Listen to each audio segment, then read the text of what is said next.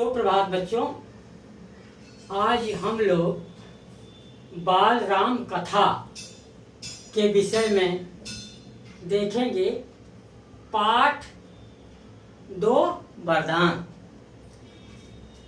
अब इसका आप लोग सारांश देखिए, क्यों कि पहले मैंने अवधपुरी में राम, जंगल और जनकपुर आप लोगों को बता दिया है। आज हम देखेंगे 2 वरदान। राजा दशरथ की इच्छा थी कि अब राम का राज्याभिषेक होना चाहिए, क्योंकि प्रजा भी राम को बहुत मानती थी। राजा दशरथ वृद्ध हो चुके थे। उनकी दिली इच्छा थी कि राम का राज्याभिषेक अब कर देना चाहिए, क्योंकि प्रजा भी राम को बहुत चाहती है, बहुत मानती है।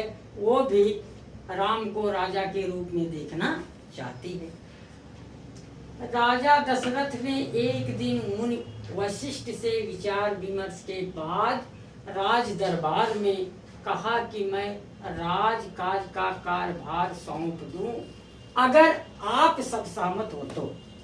राज दरबार में सब लोग मौजूद थे, मंत्रीगण मौजूद थे। तब उन्होंने अपने विचार को सबके सामने प्रस्तुत किया, यानी अपने विचार को रखा कि मैं अब राम का राज्याभिषेक कर दूं, यदि आप सबकी इच्छा हो तो। राजा दशरथ के इस प्रस्ताव का सभा ने करतल ध्वनि से स्वागत किया। जब राज दरबार में ये बात राजा के मुंह से सुना लोगों ने कि राम को राजा बनाया जा रहा है, तो सभी लोगों ने इस प्रस्ताव का स्वागत किया और राम की जय जयकार करने लगे। जनता इतनी खुश हो गई, राज दरबार में जितने लोग थे इतने खुश हो गए कि वो राम की जय जयकार करने लगे। दूसरे दिन राज्याभिषेक की तैयारी होने लगी। भरत और शत्रुघ्न उस समय अपने ननिहाल में थे। एक दिन में इन लोगों का ननिहाल से आना संभव नहीं था।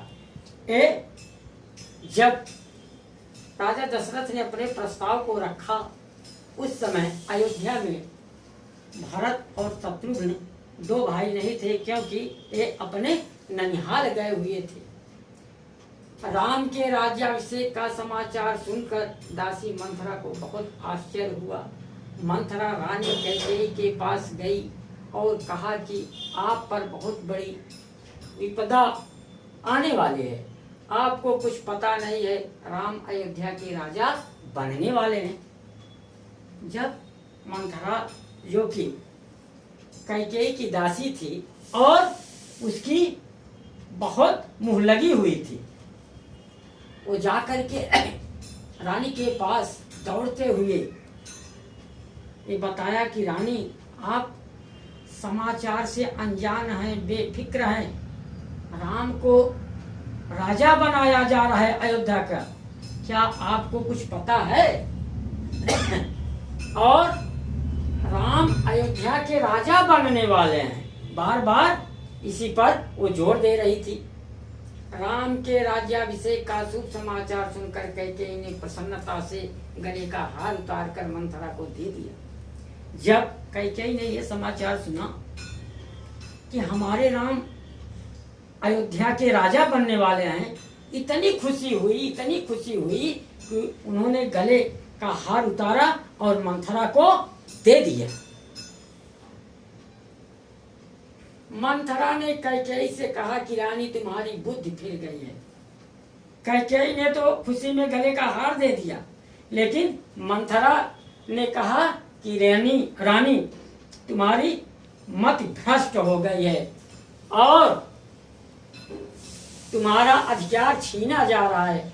भरत को ननिहाल जानबूझकर भेज दिया गया। राजा दशरथ ने भरत और शत्रुघ्न को ऐसे नहीं ननिहाल भेजा, चालाकी बस भेज दिया, जिससे किसी प्रकार का अवरोध ना हो। और सबसे बड़ी बात तो ये है कि समारोह के लिए बुलाया तक भी नहीं। कैकेयी का स्वर उग्र हो गया। उन्होंने मंथरा को डांटते हुए कहा, राम के प्रति मेरा अगाध स्नेह है। मंथरा की बात को सुन करके कैकेयी क्रोधित हो गई। बोले कि दासी, अपने मुंह को बंद करो। तुम्हें मालूम नहीं कि राम मुझे कितने प्रिय हैं, उनसे मेरा कितना स्नेह है। वह मुझे माँ के समान मानते हैं। तुझे इसमें षड्यंत्र दिखाई देता है। राज सर्वदा ज्येष्ठ पुत्र को ही मिलता है। जब भी राजगद्दी दी जाती है तो जो ज्येष्ठ पुत्र होता है उसी को दिया जाता है। तो बड़ी खुशी की बात है कि हमारे राम राजा बनने वाले हैं। तो बच्चों, आप लोग इसको अपनी कॉपी में लिख लीजिएगा और शेष अगले समय पे हम बताएंगे, यानी अगले दिन आपको बताएंगे। धन्यवाद।